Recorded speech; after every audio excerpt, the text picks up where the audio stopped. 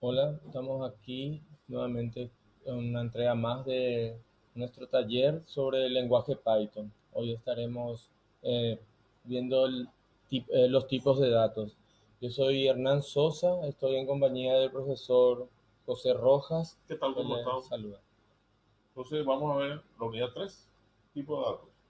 Sí, Muy bien. este lenguaje maneja tipos de datos nativos, los que se muestran en en esta tabla que podemos ver aquí a continuación, son los tipos de datos enteros, INT, los de punto flotante, float, y los de tipo string, cadena, que pueden contener letras, números, caracteres especiales también, y bool, que es un valor lógico que puede ser true o false. En este lenguaje de programación, las variables se crean cuando se les asigna un valor por primera vez. Eso implica que las variables no son necesariamente declaradas con el tipo de datos. De hecho, no existe una forma para hacer eso. Y teniendo en cuenta esa tabla que vimos recién, vemos que Python nos permite utilizar enteros y números de puntos flotantes, de los cuales no hay declaración de tipos que nos permita distinguirlas. Es decir, uno pone un valor de tipo entero y entonces la variable en sí que tiene ese valor, entonces es ya de tipo entero. Como lo mismo sería si se le da un valor de punto flotante o un número real, entonces ya tiene ese valor. Es por el decimal, por el punto decimal que uno puede darle valor tipo flotante, o sea, punto flotante o que sea entero. Así también el tipo de dato cadena que nos permite almacenar letras, números, caracteres especiales. Pasa lo mismo con esto.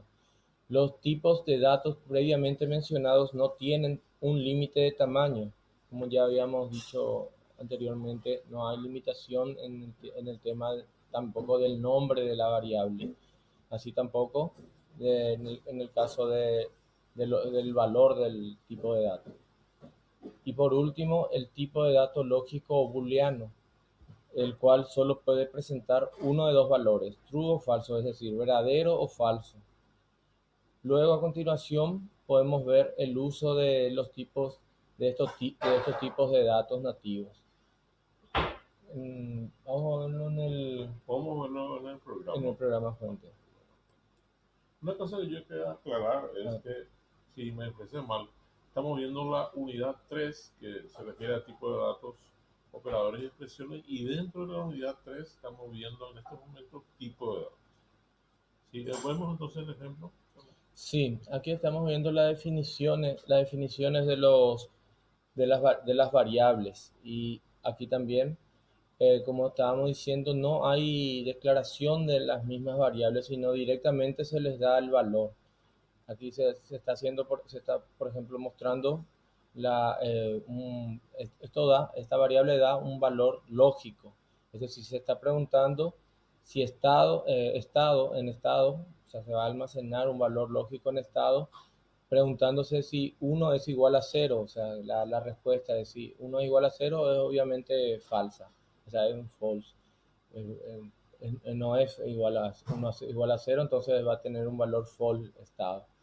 Así también vemos un entero, punto flotante. Aquí vemos cómo para puntos flotantes este promedio sería 4.5. Es ahí que uno define que esta variable es un punto flotante. La antigüedad, por ejemplo, es 4, no tiene valores decimales, no tiene punto decimal, entonces es un entero. Luego vemos una cadena en este caso de 20 caracteres, una estructura de lista con tres elementos, también una tupla, es decir, una tabla, un vector, y así vamos viendo los distintos tipos de datos que uno puede tener en Python. Luego podemos ver ya la impresión de estos tipos de datos, haciendo la impresión las variables. eso podemos ver la ejecución entonces. Sí, aquí pasamos a continuación a ejecutar y vemos las impresiones de cada uno Tipo de de datos. de tipo de datos que fuimos definiendo. Volvemos al PDF entonces. Para ver, creo que nos falta algo todavía. Sí, están justamente a lo que estábamos viendo ya dentro ya del mismo el programa fuente, que también son los datos de tipo estructurado, es decir, algo que más o menos que algunos ya conocen son las listas, las tuplas, o sea, tablas, en este caso sería diccionarios, conjuntos. Una lista, para definirlo mejor, para tener un concepto más claro, es una colección dinámica de diferentes tipos de datos nativos que se permiten almacenar como si fuesen un array, es decir, como una matriz, un vector. En Python no existen los arreglos, pero se pueden usar listas para simularlos. En este caso, lo que se hace es una simulación, eh, tiene una equivalencia O en sea, este caso. en Python no hay un tipo nativo que sea arreglo, ¿verdad? Hay que simularlo con listas. Así mismo. Los valores de los elementos se separan por comas y son mutables, es decir, se pueden Cambiar. cambiar exactamente, pueden mover uno de lugar. Es decir, se permite su modificación. Para delimitar una lista se usan los corchetes, el carácter corchete. Así, los tipos de datos se consideran definidos a partir de su primer uso, como se había mostrado ya también con lo mismo con las variables. Aquí tenemos colores como una estructura lista con tres elementos, que serían rojo, blanco y azul, como tres cadenas. El elemento de acceso en el ejemplo de acceso, perdón, al elemento lista se tiene mediante, se hace una impresión y en este caso se muestra el dato que está en la segunda parte con el uno, que está en la lista colores, es el segundo elemento. Acá podemos ver dos cosas. La lista se referencia de forma, se delimita por corchetes en la referencia. Y luego también que la lista empieza desde cero, es decir, el uno se usa entonces para referirse al segundo elemento de esta lista. Una estructura similar a la lista es la tupla, y hay ciertas diferencias entre ambas. Las tuplas no son mutables, es decir, no se pueden cambiar los elementos dentro de la tupla, lo que sí puede pasar en las listas.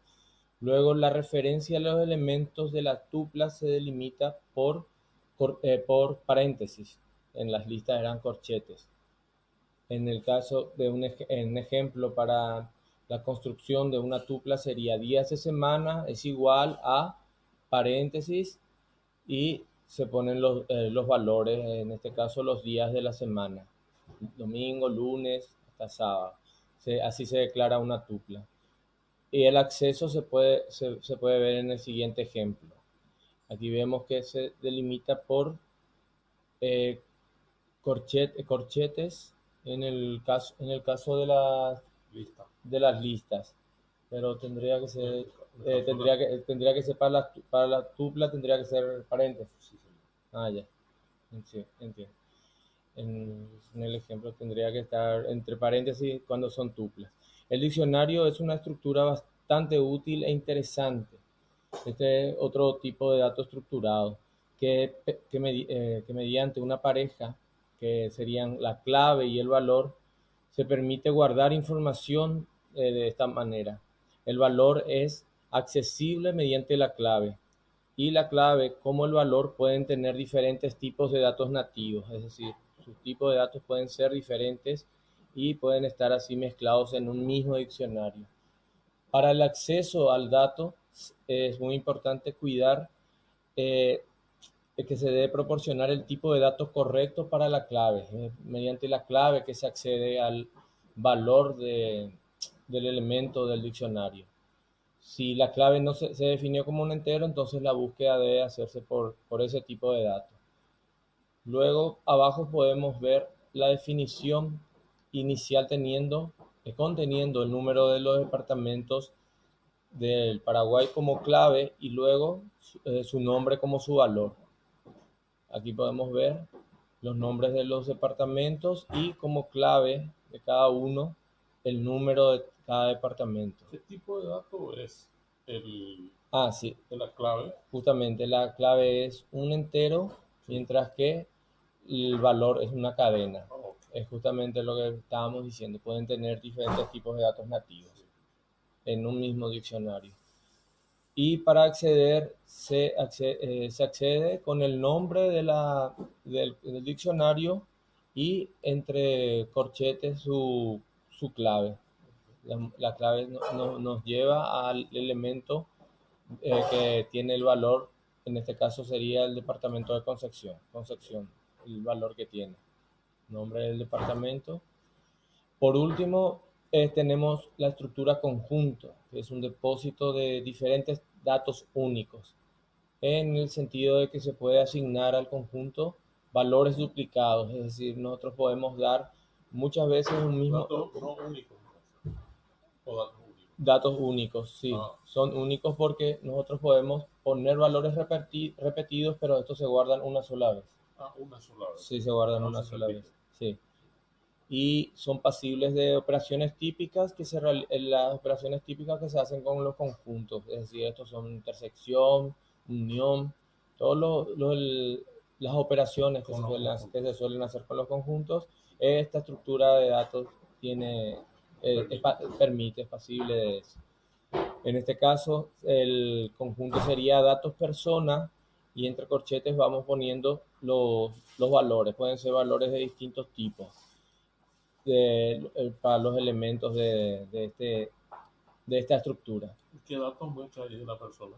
Aquí, por ejemplo, da, por ejemplo, Maricel, un nombre, sí.